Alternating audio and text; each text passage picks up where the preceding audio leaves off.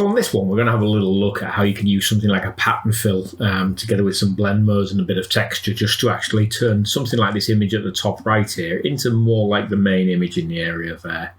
And it's really just having a little bit of a play around and just a few different ways to change the look and feel of an image. So let's have a go. So this tip really is just around using a pattern as to create a bit of texture on an image. I'm going to work on this image that's open here. And to add a pattern fill, I'm going to go down to the middle icon here, the bottom of the layers panel, click on there and add that in as a pattern. Within there, I've got some preset patterns in here for things like trees and grass and water.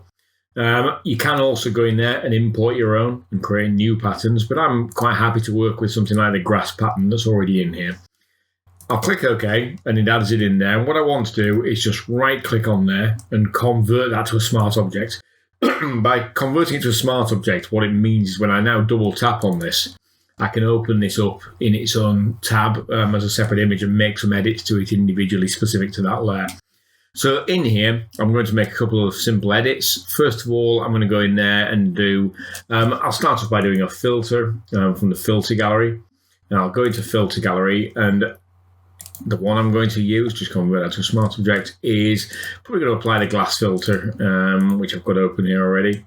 And that gives it a little bit more of a broken down texture, not so obviously grass now. And then the second thing I'm going to do is change the colour on that with a simple hue saturation adjustment. So I'll go in here and we'll just drag the hue across and we'll go for a kind of a browner colour there rather than green. So now that's looking nothing like grass anymore. So where we started out with something that was quite easy to define as grass, we've now applied those two and turned in something that's no longer looking like grass. So I'm going to click on that to close it, and I will save that, so say yes. So back over here, I've now got that pattern fill sitting on top of the background. And what I'd like to do here is apply some blend modes to it. Now, before I do the blend modes, I'll probably need to change the opacity. Let's just have a little look in there. Yeah, they're very dark at the moment. So what I'm going to do first is bring down the opacity a little bit on this top layer. We'll drop it down to 50%. It might just allow us to get a better feel for how this looks. And then go through some of these blend modes and see how they look. Now, quite liking that. It's giving it a bit of texture. And you could go down here and try some of the others if you wanted. As a general rule, these top 5 here will darken things. The bottom ones will lighten them. And then you have a mix of others for doing things like hue or saturation, for example. There's certain blend modes you'll find you end up using more than others. I'm going to give this one a go and just go for maybe the darken colour. I think that's probably going to be it. Oh, actually, quite like darken as well. So we'll try darken on there. And what I'd also like to do is just make this look a little bit more faded, a little bit fainter. So what I'm going to do to achieve that look is just drop in a hue saturation adjustment here.